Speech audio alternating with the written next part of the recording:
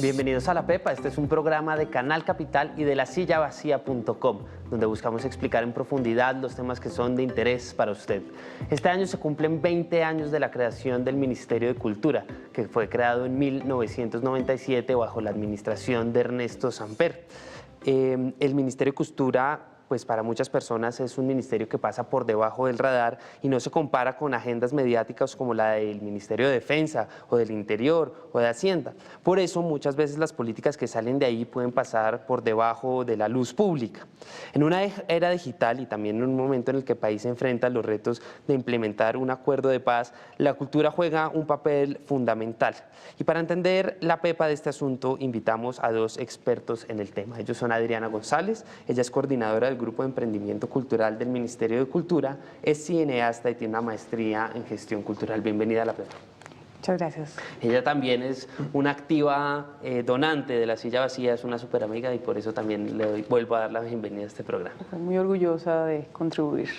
Y también tenemos invitado a Samir Steffen, él es director cultural, es abogado y es experto en temas culturales. Bienvenido. Eduardo, muchas gracias por la invitación, a ustedes, a La Pepa, Canal Capital y Adriana, qué gusto estar contigo hoy. Con estos dos expertos vamos a ver qué saben los que saben.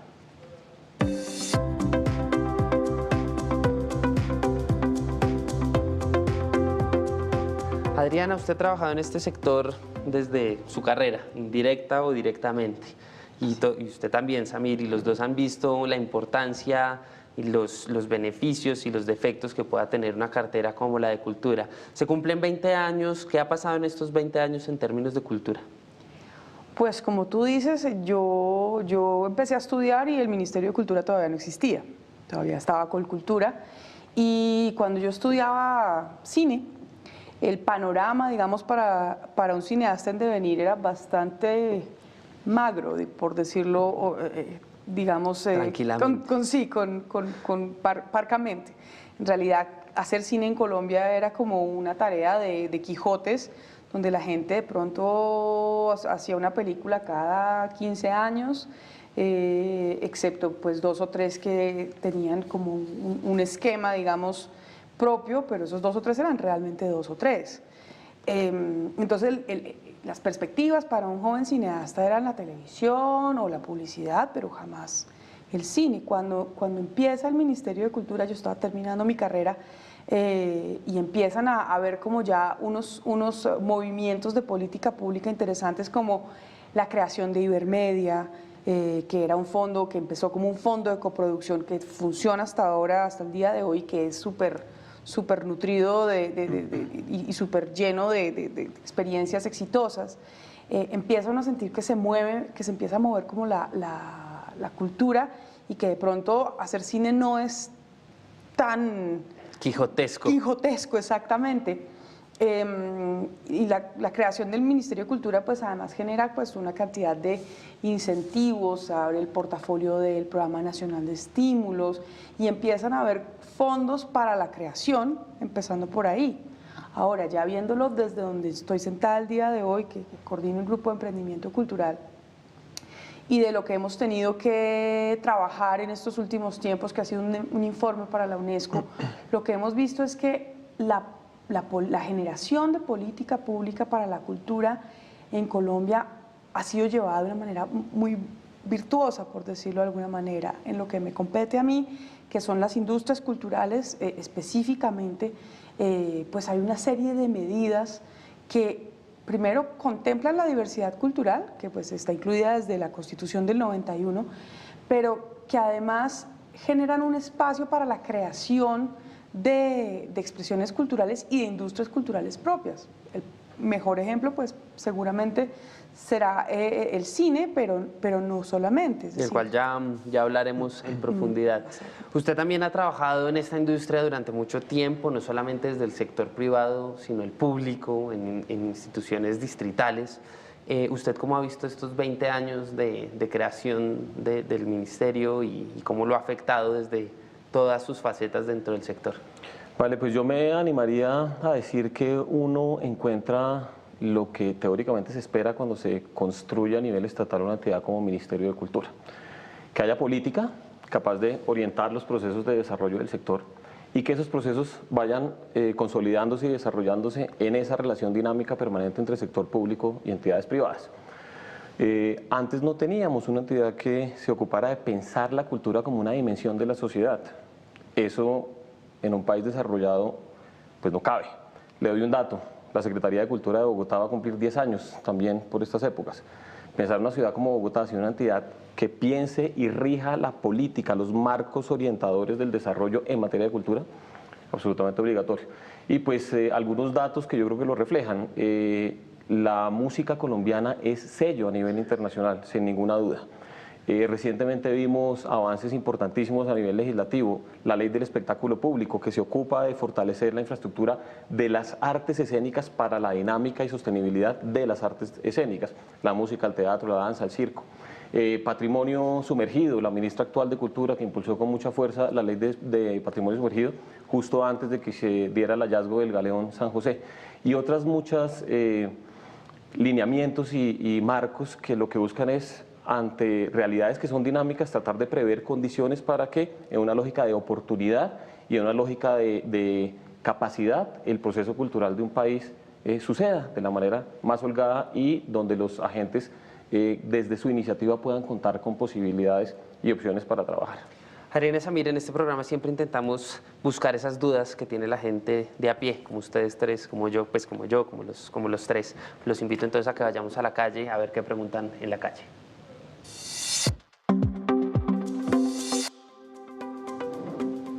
Yo quisiera saber si la cultura puede ser un negocio.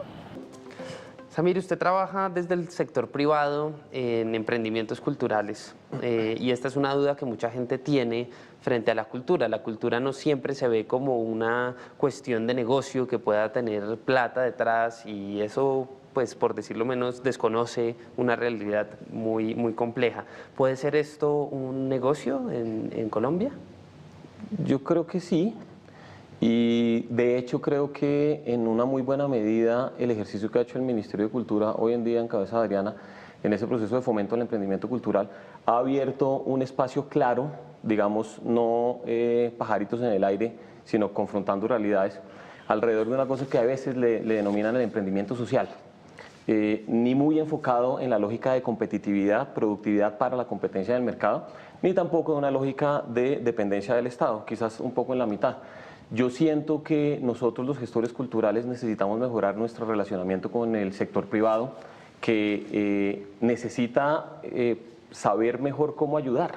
Los empresarios quieren, no les toca, pero a veces no entienden, digamos, con facilidad de qué manera pueden ayudar, y los agentes y los gestores culturales cuya dinámica y objetivo tiene naturalmente una relación con lo social de la cultura, pueden ser un muy buen aliado. Yo creería que puede ser un negocio, yo creería que quien tenga, digamos, el objetivo de hacerse rico, pues quizás no va a encontrar en la cultura la manera más expedita y más rápida, aunque hay algunos que se han hecho ricos haciendo cultura sin duda, pero creo que puede ser sostenible y eso es muy valioso para las organizaciones y sobre todo para la sociedad. Adriana, usted es coordinadora del Grupo de Emprendimiento Cultural del Ministerio de Cultura, justamente. ¿Por qué no nos cuenta lo que hacen ahí con ánimo de responderle a esta persona que nos pregunta en la calle? Pues la oficina que yo coordino, que es el Grupo de Emprendimiento Cultural, tiene varios frentes. Tiene un frente dedicado a las fuentes de financiación, un frente dedicado a la investigación, un frente dedicado a la articulación precisamente entre varios sectores para lograr mejores resultados para los emprendedores. Tenemos también pues, la medición de la cuenta satélite de cultura y trabajamos en estrategias que le permitan al sector de la cultura generar verdaderas posibilidades y oportunidades de negocio. La medición de la economía de la cultura es clave porque en el ámbito institucional saber exactamente qué peso tiene la cultura sobre el global de la economía nacional es un argumento valioso para ir a negociar con Hacienda o para convencer a la empresa privada o para explicarle incluso al ciudadano que no sabe si la cultura es un negocio, por qué y de qué manera la cultura vale y pesa como un negocio.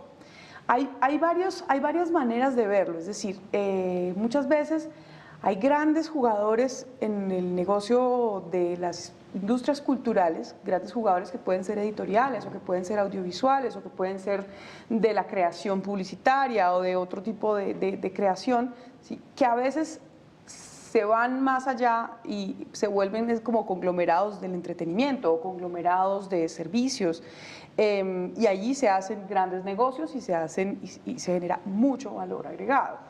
Claro, pero digamos, quiero aterrizarlo al caso de Samir. Usted está creando esta empresa Más Cultural, que es donde busca coordinar proyectos de gestión cultural y demás. Esto es un emprendimiento, usted no es la Sony, usted no es la Universal, usted no es la Warner, que son grandes conglomerados mundiales. ¿Cómo es eso para un emprendedor cultural en Colombia? Datos, digamos, de la vida real que tienen que ver solamente con el proceso de Más Cultural de nosotros. Hoy en día el 90% de los procesos que hacemos son para el sector público. Nosotros prestamos servicios para el sector público. Hacemos investigación y planeación estratégica o política pública, siendo los aliados en términos metodológicos.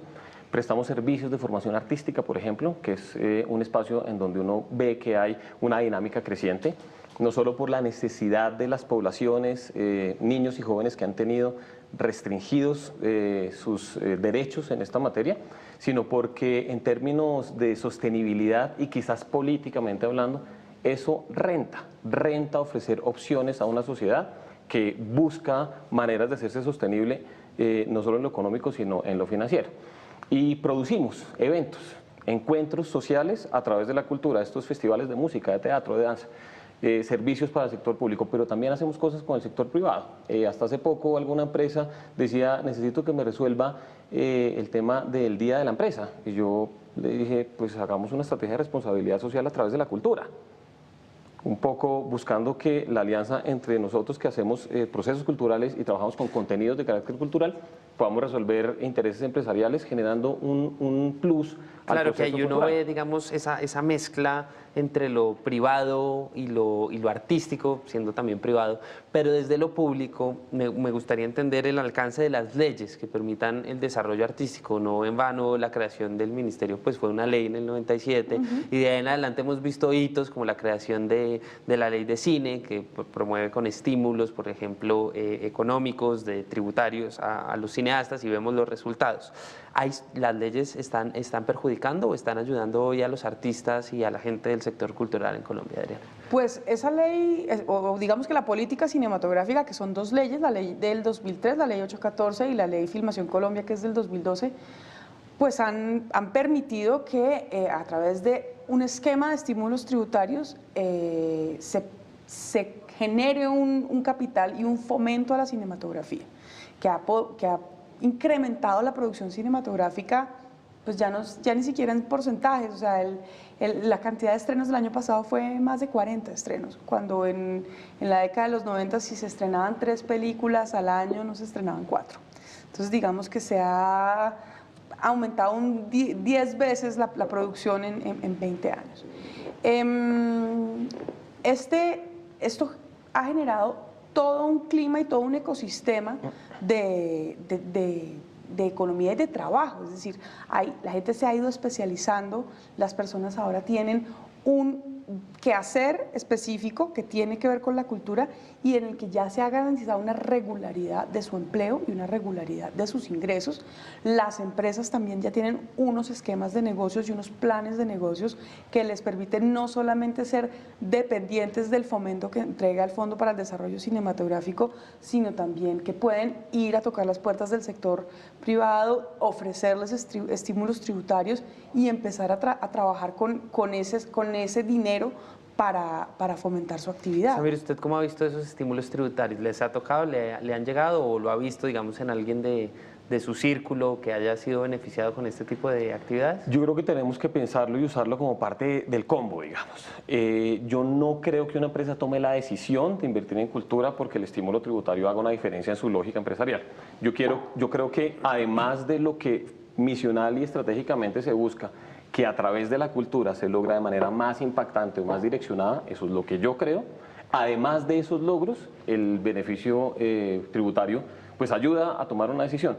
Pero yo lo que creo es que nos toca mejorar esa relación. Tenemos que entender más el objetivo del empresario que no es el de ayudar a la cultura, no le corresponde aunque quiera.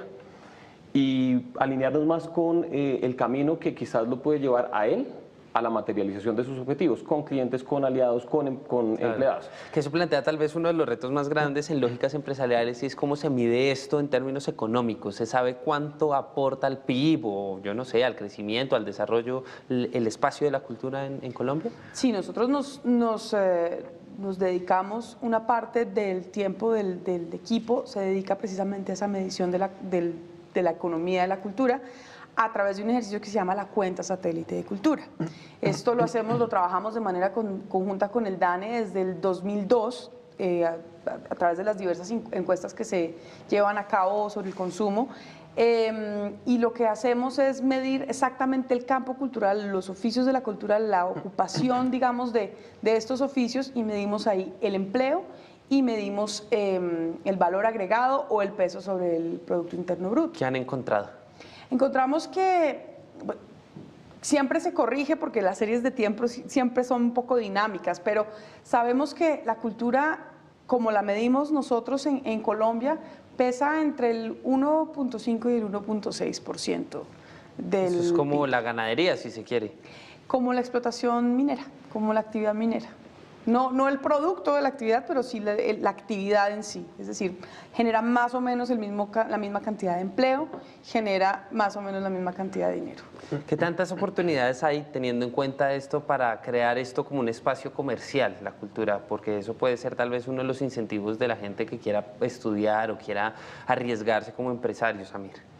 Pues en mi época de gestión pública, hace, no sé, unos 4 años creo yo, decíamos mucho o creíamos muy firmemente que necesitábamos que economistas, administradores, ingenieros industriales ¿Abogados? se acercaran, sí, abogados también, lo que pasa es que los abogados como que caben en todo y eso es un poquito raro, que está bien, o sea, funciona, pero sí economistas, administradores, ingenieros industriales que se asomaran a la ventana de lo cultural o de lo creativo como espacio o escenario de desarrollo profesional, porque sí nos falta esa lógica un poco más rígida, más dirigida a eficiencias y a resultados en términos de negocio.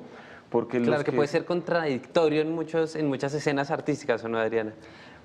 Pues uno lo ve a veces pero en el mundo del cine, por ejemplo, hay varios que son ingenieros industriales que se han dedicado al cine y es comprensible porque el cine es un encadenamiento de procesos, entonces es como una ingeniería de procesos que se le aplica complejísima, por lo demás. Complejísima porque cada película es un prototipo. Yo no creo que sea incompatible. Lo que me parece es que los empresarios de la cultura o los emprendedores culturales, que todos son su propio jefe y además su propio motor, muchas veces vienen precisamente de los campos de la cultura, o sea, han estudiado literatura o han estudiado música, etcétera, y muchas veces uno ve que los casos de éxito están marcados por la creatividad.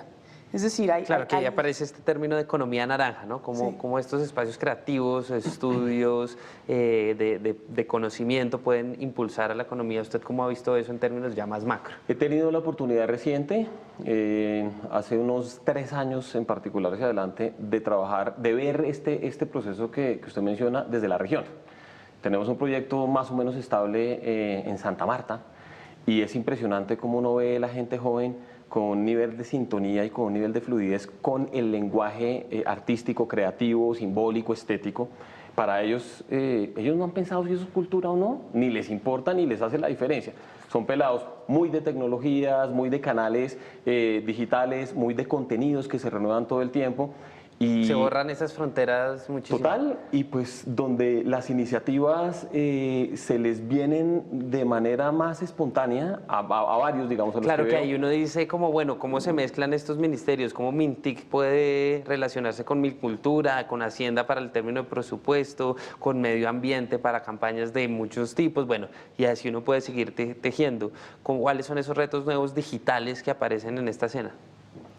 Pues los retos son muy numerosos y lo que tú dices es cierto, hay un área un poco que nos corresponde tanto a TIC como a Cultura que estamos tratando como de de volvernos una bisagra que funcione muy bien, porque ahí hay cosas que están marcadas por la conectividad y otras que están marcadas por los contenidos culturales o por la creatividad y los contenidos creativos.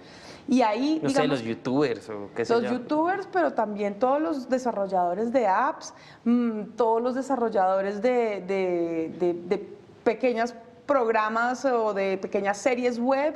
O sea, hay un terreno que es muy, muy gemelo entre Mintic y Mincultura, y estamos pues tratando de acercarnos para ver en qué va a pasar, porque eso todavía no está terminado de definir, ¿no? Es como si hubiera una tercera área donde tenemos que empezar a movernos y a ver cómo eso se desarrolla, porque definitivamente, como lo dice Samir, ya las nuevas generaciones están sintonizadas con su propia creatividad, y las herramientas todas las tienen en un solo objeto, que es su teléfono celular, por ejemplo, y a partir de ahí crean y hacen encuentran cantidades de soluciones para su vida, sean estas artísticas, culturales, prácticas. O sea, para ellos ya esas fronteras se vuelven muy, muy, muy tenues. Entonces es como si hubiera un tercer sector que estuviera como en surgimiento. Germinación. Sí, que es bueno, si no es que ya está ahí, uno sí. cree que está en germinación, pero eso ya está en todas las áreas. Miren, entonces los invito a que vayamos a la pepa de este asunto.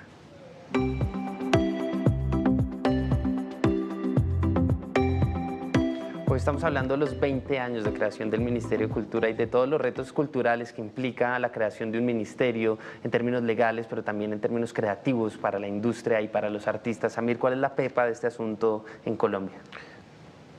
Corriendo el riesgo de que suene un poco a cliché, en alguna parte o en algún momento dijeron la biodiversidad y sostenerla es tan importante para el planeta como la diversidad cultural para la sostenibilidad de la sociedad.